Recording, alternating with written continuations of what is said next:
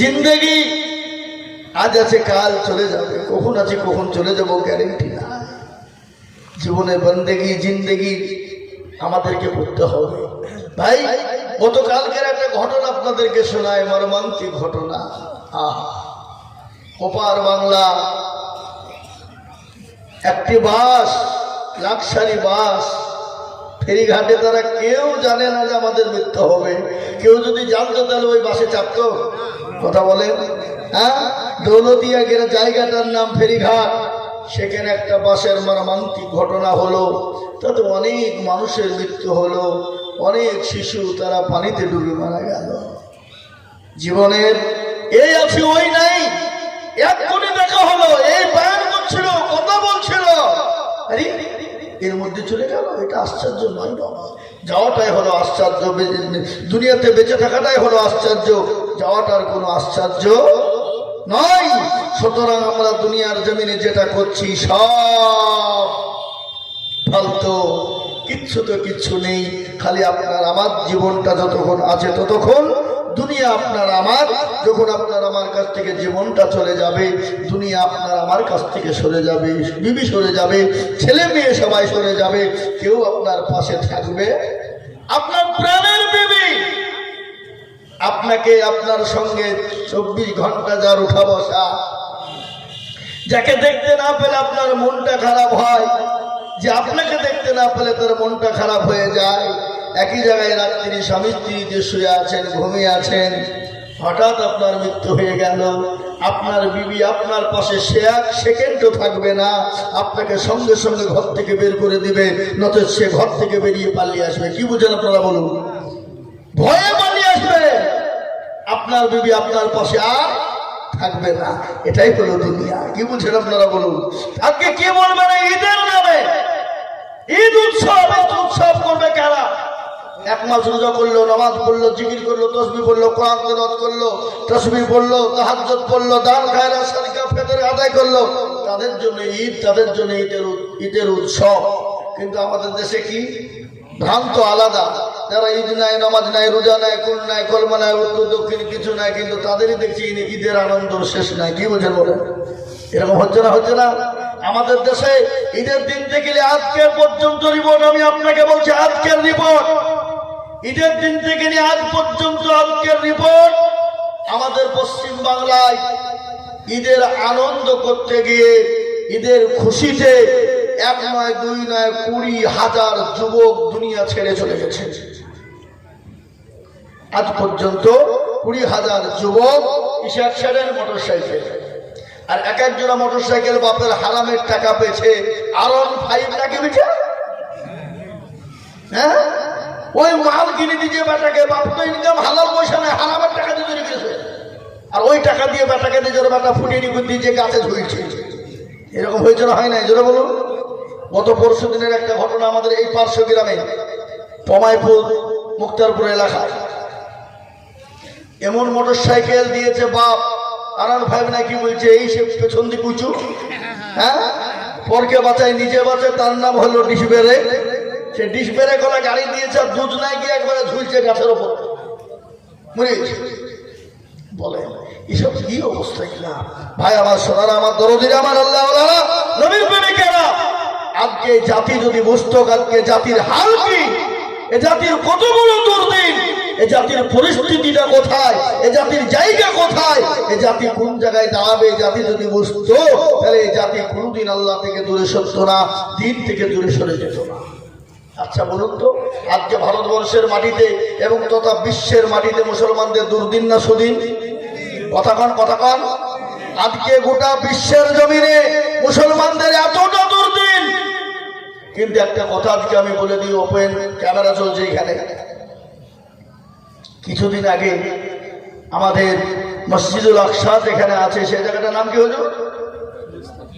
বাইতুল মুকাদ্দাস, ফিলিস্তিন, যেখানে মুসলমানদেরকে কুচুকাটা করা হয়েছে, যাদেরকে ধূলিসাৎ করে দেওয়া হয়েছে, তাদেরকে মিটিয়ে দেওয়া হয়েছে, তারা খোদার তলনায় জঙ্গলের ঘাস চিবিয়ে চিবিয়ে খায়।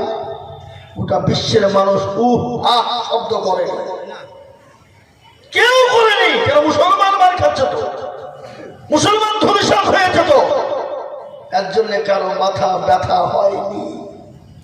কিন্তু আল্লাহ রহম করম, আল্লাহ সাইজ করার জন্য দুনিয়াতে মাল তৈরি হয়ে গেছে, আছে না নাই? জোরে বলুন। ফেরাউনের জামানায় যেমন মূসা ছিল, মূসাকে দিয়ে ফেরাউনকে জব্দ করেছিল। ইব্রাহিম আলাইহিস সালামের জামানায় যেমন নমরুদ ছিল, নমরুদকে সাহায্য করার জন্য ইব্রাহিম আলাইহিস সালামকে আল্লাহ পাঠিয়েছিল, তেমনি ওই ইসরাইলকে ধ্বংস করার জন্য আল্লাহ ইরানকে ঠিক করেছে। করে না? করে নাই? এখন ওই ইসরাইল বাপের জান সন্তান কুলাঙ্গার আমার ফিলিস্তিনি মুসলমানদের ওপর অত্যাচার করে, জুলুম করে, নিরীহ বাচ্চাদেরকে হত্যা করেছে। আজকে তারা মুসলমানদের কাছে, আমি একটা কথা বলি, ইরানের আকীদা যেমন তাই হোক, কিন্তু সে মুসলমান। কি বুঝছেন আপনারা বলুন? ওর আকীদা যেমন তাই হোক, ওটা আমাদের দ্বিধাবোধ নেই, কিন্তু সে মুসলমান। সে ফিলিস্তিনের জন্য যুদ্ধ করেছে। বিশ্বের জমিনে অনলি ফর মুসলিমদের 58টি দেশ আছে। পৃথিবীর জমিনে 200 কোটির উপর মুসলমান আছে। কোন দেশ, কোন মুসলমান ফিলিস্তিনের জন্য আগিয়ে যায়নি। কিন্তু বাপের বেটা ইরান, আল্লাহু আকবার, ইসরাইল জারদ সন্তান কুলাঙ্গারকে ধ্বংস করে দিয়েছে। আজকের রিপোর্ট, ইসরাইলের 90% শেষ হয়ে গেছে। আলহামদুলিল্লাহ বলুন। 90% শেষ হয়ে গেছে। 10% এখন তারা ভিক্ষা চাইছে, ক্ষমা চাইছে, করজোড়ে বিরতি করছে।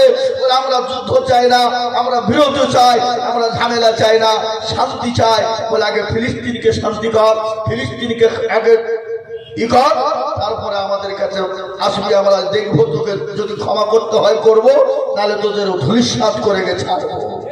আর মুসলমান ঘুমিয়ে থাকলে যেদিন এই সিংহকে জাগিয়ে যাবে, গোটা বিশ্বকে লড়িয়ে দিতে পারে। পারে না? পারে না? যারা বলুন, পারে না? পারে না? পারে। দেখবেন জঙ্গলে বহুত পশু আছে, আছে না? কিন্তু ওই জঙ্গলে আমরা বলি দেশের সব থেকে রয়্যাল বেঙ্গল টাইগার হলো বাঘ, হ্যাঁ, এটা আমরা বলি। কিন্তু ওই জঙ্গলের ভিতরে আর একটা পশু আছে যে ঘুমিয়ে থাকে, যেদিন সে জেগে যায় গোটা জঙ্গলকে তছনছ করে দেয়। সে পশুটার নাম কি? সিংহ। তো মুসলমানরা ঘুমিয়ে আছে, মুসলমানদেরকে যদি কেউ জাগিয়ে দেয়, সেদিন মুসলমানরা সিংহের মতো গোটা পৃথিবীকে তোলপাড় করে দেয়। দেয় না? দেয় না?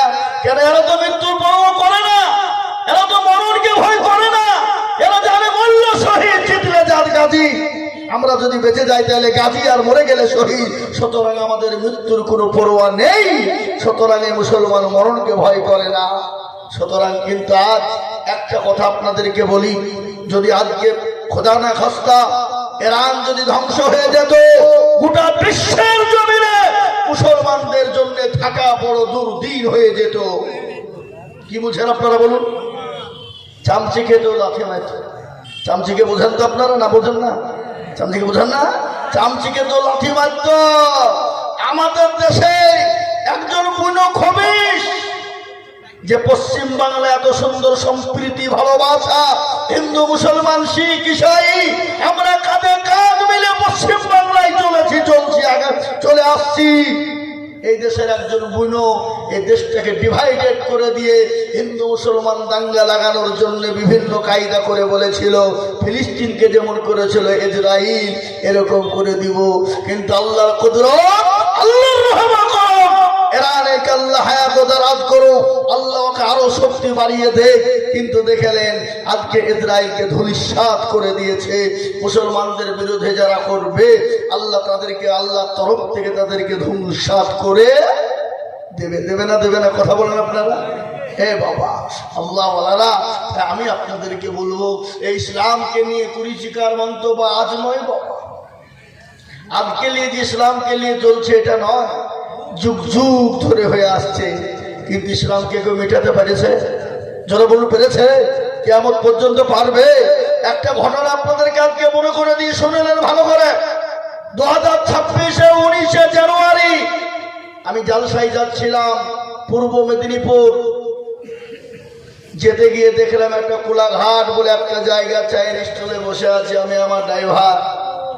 আমাকে একজন তরুণ, একজন নওজোয়ান, একজন যুবক এসে প্রশ্ন করলেন, হাজরাত একটা প্রশ্ন করব, যদি আপনি কিছু মনে না করেন। বলে সংক্ষিপ্ত করবো, বেশি সময় নয়। বলে হ্যাঁ হুজুর, ছোট্ট করে করবো ইনশাল্লাহ। ধরেন আপনারা মুরব্বী মানুষ কেন চেয়ারে বসেন? বাইরে যদি পড়ে পড়ে যান, নিচে বসেন না? আসলে দিয়ে নাহলে ওপরে অপারেশন। আচ্ছা অপারেশন, হুজুর অপারেশন অপারেশন অপারেশন। ঠিক ঠিক ঠিক, আপনি নিচে বসে আছেন। বলেন মানুষের কখন কি হয়ে যায়, সাবধানে থাকতে হয় নাকি বলেন? হ্যাঁ, একজন তরুণ যুবক এসে আমাকে জিজ্ঞাসা করছে, ভালো করে কথা শুনবেন। বলে হুজুর, আজকে 4 দিন ধরে আমি ঘুমাইতে পারিনি। কেন গো, তোমার অসুখ হইল নাকি? তাহলে কলকাতা চলে যাও, ফিজিতে চলে যাও, ডাক্তার দেখাও। না, ওষাবার লেগে নাই। আজকে আমার 4 দিন থেকে ব্রেনে কাজ করছে না। তো ডাক্তার যদি ব্রেনে কলকাতায় না থেকে তো আমাদের বহরমপুরে এসে হাসান ডাক্তার আছে, দেখিয়ে দিব না? আমার কল লাগবে না। তাহলে তুমি বলছো না? বলে হুজুর, আমার ব্রেনে কুড়ি কুড়ি খাচ্ছে, ঘুম হচ্ছে না। কেন জানেন?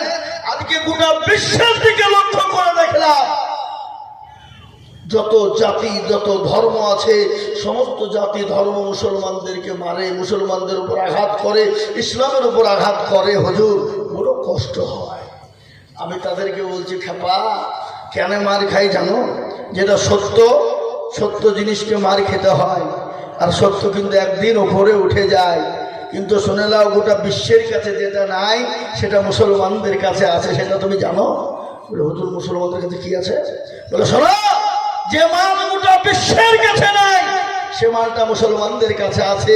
আর ওই মালটা যতদিন মুসলমানদের কাছে থাকবে আছে, ততদিন মুসলমানরা মার খাবে। বলে হুজুর, মাল কি?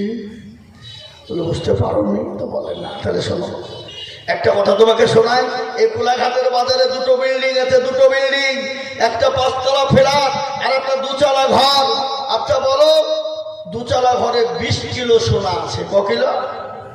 20 কিলো। আর 5তলা ঘরটা পুরো ফাঁকা, কিছু নাই, খালি বিল্ডিং এ আছে। তো চোর বা ডাকাত যারা হবে, তারা চুরি করতে ওই ওই ওই 2চালা ঘরে ঢুকবে না 5তলা ঢুকবে? ও তো ফাঁকা ঘর, তো কিছু নাই। 2তলা ঢুকবে কেন? করে মাল আছে তো, শোনা।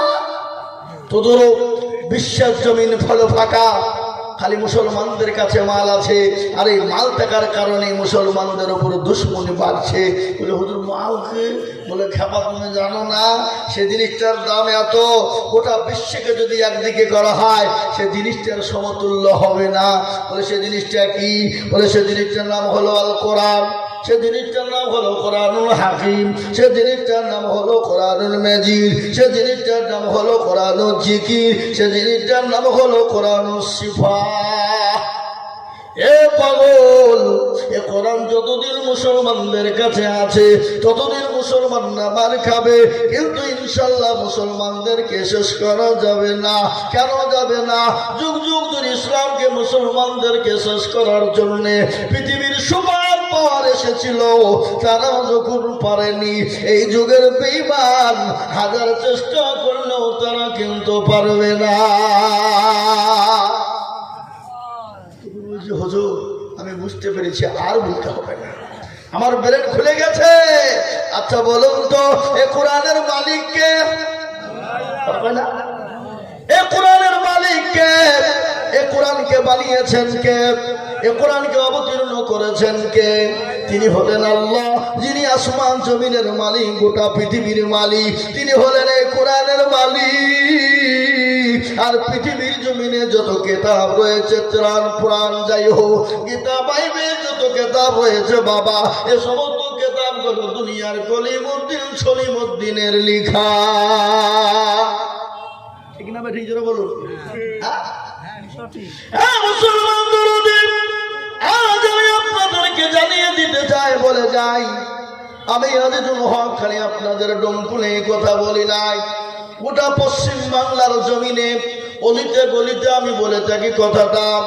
আজকে যদি মুসলমানরা যদি কোরআনওয়ালা হয়ে যেত, আজকে মুসলমানের ছেলেরা যদি কোরআনওয়ালা বেনে যেত, আজকে মুসলমানের ছেলেরা যদি কোরআনের দিকে প্রাধান্য দিত, আজকে যদি মুসলমানেরা কোরআনের উপর ভর করে চলতো, আমি আল্লাহর কসম করে বলি, মুসলমান কোনোদিন লাঞ্ছিত হতো না, মুসলমান কোনোদিন মার খেত না, মুসলমান কোনোদিন ঘৃণিত হতো না, মুসলমানের উপর কোনোদিন অত্যাচার হতো না।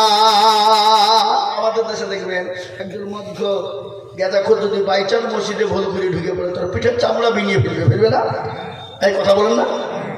একজন মদখোর গেঁদাখোর কোন রকম ভুল বসতে যদি মদকে চোখে যদি মসজিদের ভিতরে নামাজ পড়তে ঢুকে যায়, গ্রামের মানুষ, দেশের মানুষ, পাড়া প্রতিবেশী মুসল্লিরা ওকে মারতে মারতে মসজিদ থেকে বের করে দেয়। কিন্তু বাপ সে একবার মদ খেলো, দুইবার খেলো, তখনই তার গুনাহ হলো। একবার গেঁদা খেলো, তখনই তার গুনাহ হলো। কিন্তু তার থেকে বড় হারামখোর আমাদের মসজিদের সামনের কাতারে বসে থাকে, কিন্তু কাকে কেউ কেউ বের করে দিতে পারে না। কাকে বলবেন আপনি? এরকম আছে না নাই যারা বলুন? তার ভিতরে কোনো জিনিসের অভাব নাই, সুদে টাকা কাটায়, ঘুষে টাকা খাটায়, এমনকি লটারিতে জিয়া খেলে বড় লোক হয়, ভাগ্য পরীক্ষা করে, সে আবার মসজিদে সবারই সামনে কাতারে গিয়ে বসে। মদের থেকে বড় গুনাহ সুদের টাকা, মদের থেকে, জুয়ার থেকে, মদের থেকে বড় গুনাহ হলো সুদ খাওয়া টাকা। কি বুঝছেন আপনারা বলুন? হ্যাঁ, এ মুসলমান দরদি আমার ভাইয়েরা, আল্লাহ ওয়ালা নবীর প্রেমিকেরা, আজকে বড় কথা, বুকে ব্যথা, বড় কষ্ট হয়, কোনটা বলি আর কোনটা রেখে যাই বাবা। আমি আপনাদেরকে বলবো বাবা, আল্লাহ দুনিয়ার জমিনে আমাদেরকে বানিয়েছে বাবা, আজ আছি কাল চলে যাব, যতদিন দুনিয়ার জমিনে বেঁচে থাকবো আসুন আল্লাহর বন্দেগী করে জীবনটাকে গড়িয়ে জীবনে এ না করিলাম বন্দেগী, গুনাহ করে কাটাইলাম জিন্দেগি, গুনাহ করে কাটাইলাম জিন্দেগি, তওবা করে আবার তওবা ভাঙ্গিলাম, অবশেষে খাঁটি তওবা করিলাম, অবশেষে খাঁটি তওবা করিলাম। সকলেরই দরজা হইতে ফিরিয়া আপনার রোজাই রইলাম পড়িয়া, আপনার রোজাই রইলাম পড়িয়া। এত গুনাহ করছি আমরা জীবনে, ক্ষমা করো মাবুদ আল্লাহ, বান্দারে ক্ষমা করো মাবুদ মাওলা, বান্দারে তুমি যদি ক্ষমা না করো বান্দারে, বলো তো আমার বান্দা যাবে কার দ্বারে, বলো তো আমার বান্দা যাবে কার দ্বারে। এ মুসলমান জনদরদি আমার ভাইরা, ও আল্লাহ বলেনা, এই রমজান মাস চলে গেল, অনেকে ছেড়ে দিল। আল্লাহ কোরআনে পাকের মধ্যে বলে দিল, বান্দা শোনো, ইয়া আইয়ুহাল্লাযীনা আমানু কুতিবা আলাইকুমুস সিয়াম কামা কুতিবা আলাল্লাযীনা মিন ক্বাবলিকুম লাআল্লাকুম তাত্তাকুন। আল্লাহ বলে, বান্দা খালি তোমাদের উপর রমজান মাসে রোজাকে ফরজ করি না, আমি তোমাদের পূর্বপুরুষ যারা ছিল আমি তাদের জন্য ফরজ করেছিলাম। কিন্তু দুঃখের বিষয়, এই রমজান মাস গেল, মুসলমানের ছেলে, মুসলমানের ঘরের বেটা, মুসলমানের ঘরের সন্তান হাজির বেটা রমজান মাসে রোজা নেয়। আল্লাহ বলে, বান্দা শোনো, তোমার সুস্থ শরীর নিয়ে যদি তুমি রোজা না করো, কাল কিয়ামতের দিন এই রোজার বদলে তোমাকে জাহান্নামে যেতে হবে। আজ আমি আপনাদেরকে বলি বাবা, আল্লাহ রাব্বুল আলামিন বললেন, বান্দা তোমাকে আমি একটা মাস দিয়ে দিলাম, দিলাম, একটা মাস দিলাম, একটা মাস যদি তুমি ভালো করে ইবাদত বন্দেগী করো, আমি আল্লাহ তোমাকে এমন একটা পুরস্কার দিব যে পুরস্কার তুমি পেলে সব থেকে বড় আনন্দিত হবে। আর এই রমজান মাসের যা সব এর ইনাম পুরস্কার কে দেন? কে দেন? আল্লাহ। 11টি মাস ফেরেশতার মাধ্যম দিয়ে আল্লাহ বানিয়ে পাঠিয়ে দেয় বান্দার কাছে, কিন্তু আল্লাহ নিজেই বলেছেন না না না না, আমি আমার ফেরেশতা দিয়ে পাঠিয়ে দিই না, আমি আল্লাহ আমার বান্দার জন্য আমি নিজে দিয়ে থাকি। জোরে বলুন সুবহানাল্লাহ। এ বলে চোখের মুসলমান ভালো করে শুনবেন, আমার দেশের প্রধানমন্ত্রী, আমার দেশের মুখ্যমন্ত্রী মাননীয় মমতা ব্যানার্জি, আমার দেশের প্রধানমন্ত্রী নরেন্দ্র মোদীজি ডোমকুল বাজারে আসলেন, সভা হবে, মঞ্চ হয়েছে, বলে দিল ফেরত অমুকের বেটা অমুকের বেটা অমুক আমার সঙ্গে মঞ্চে দেখা করবে। মুখ্যমন্ত্রী প্রধানমন্ত্রী জানিয়ে দিল, বলে কেন? তাকে পুরস্কার দেওয়া হবে, নাম দেওয়া হবে। বলুন তো, তাকে ওই পুরস্কার নাম দিবে বলবে, বলুন তার মুখটা কত বড় হবে? কত বড় হবে? মনটা কত বড় হবে? গ্রামের মানুষগুলো বাবরে কি এমন কাজ করলো? প্রধানমন্ত্রী থেকে রেখে পাঠায়, মুখ্যমন্ত্রী রেখে পেটে পুরস্কার দেয়। বাপের দিল বড় হবে, মন বড় হবে, ছেলেরও মন বড় হবে, হবে না? হবে না? তাহলে দুনিয়ার কলিমুদ্দিন সলিমুদ্দিনের পুরস্কার নেওয়ার জন্য যদি বুক ভরে যায়, মনটা ভরে যায়, যিনি আপনার আমার মালিক, যিনি সারা বিশ্বের মালিক, যিনি কুল কায়নাতের মালিক, সে আল্লাহ যদি আপনাকে আমাকে পুরস্কার নিজে হাতে দিয়ে দেন, বলুন এর থেকে আর আনন্দ কিছু হতে পারে? পারে? হ্যাঁ। কিন্তু এই যে রমজান মাস গেল, আমরা মুসলমান না। আল্লাহ বললেন, বান্দা আমি এই মাসটাকে তোমাদের জন্য 3 ভাগে বিভক্ত করে দিলাম, রহমত দিয়ে ভরে দিলাম 10 দিন, তারপরে তোমাদের জন্য দিলাম নাজাত, তারপরে তোমাদের জন্য দিলাম মাগফিরাত। ও বান্দা, সে 10 দিনের বিজয় রাত্রি আমি তোমাদেরকে দিয়েছি। বান্দা তুমি কি জানো না, ওই বিজয় রাত্রি গুলো আমি আল্লাহ তোমাদের জন্য, তোমাদের খুশি করার জন্য তোমাদের কাছে উপহার দিয়ে দিলাম। বান্দা ওই বিজয় রাত্রি গুলো তোমরা জাগো, রাত্রি বেলায় জেগে জেগে জেগে নামাজ পড়ো, জিকির করো, তাসবিহ পড়ো, কোরআন পড়ো, যা জানো তাই পড়ো।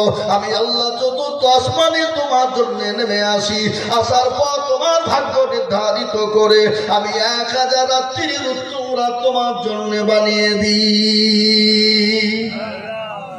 কিন্তু আমাদের দেশে নো চার্জ, সেই বিজয় রাত্রি যাচ্ছে, মোবাইল চালাচ্ছে, ফ্রি ফায়ার, লাইক একই তো ছেলে বলে কেন হুজুর যাচ্ছে তো মোবাইল দিয়ে, হ্যাঁ হুজুর একই চালাচ্ছে ফ্রি ফায়ার আর পাবজি।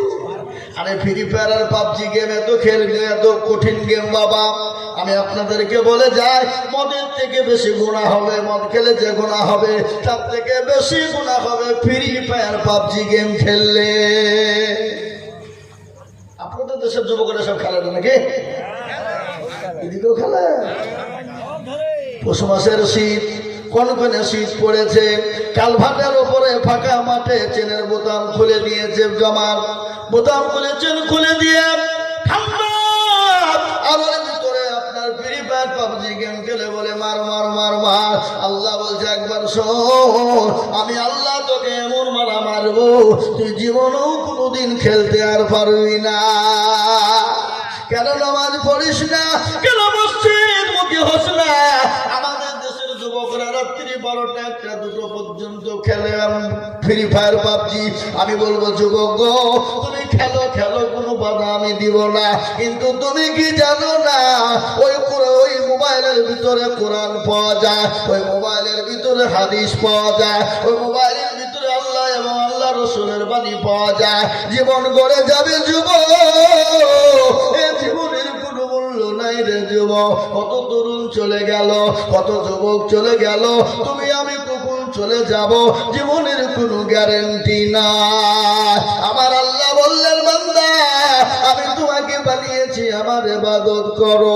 কোরআন তার প্রমাণ দিয়ে বলল ওয়া খালাকতুল জিন্না ওয়াল ইনসা ইল্লা লিয়াবুদুন। আল্লাহ বলে বান্দা আমি তোমাদেরকে বানিয়েছি আমার ইবাদত করো, আদায় করো। ও বান্দা, যদি আমার বড় হুকুম নামাজ আদায় করতে পারো, আমি আল্লাহ তোমার জন্য দুনিয়াতে শান্তি দেব, কবরেতে শান্তি দেব। আমি আল্লাহ তোমার জন্য পরকালে আমি আল্লাহ আরশের ছায়া করে দিব। আমরা নামাজ পড়ি। আমাদের দেশের মানুষ বেলা 8টা-10টা পর্যন্ত ঘুমায়। ফজরের আযান মসজিদে হয়, আসসালাতু খায়রুম মিনান নাওম। এই আপনাদের দিকে হয় না নাকি? আসসালাতু খায়রুম মিনান নাওম, এর মানে হলো তোমাদের ঘুমের দিকে নামাজ হলো উত্তম।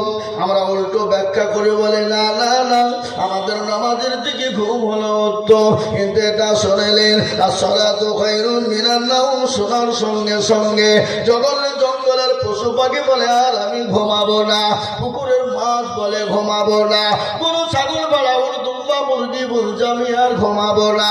আর সৃষ্টির সেরা জীব মানুষ বেলা 10টা নাইলে বিছান ছাড়ে না। কেমন করে ঘুমাও তুমি, কেমন করে ঘুমাও তুমি, ফজর করে কাজা।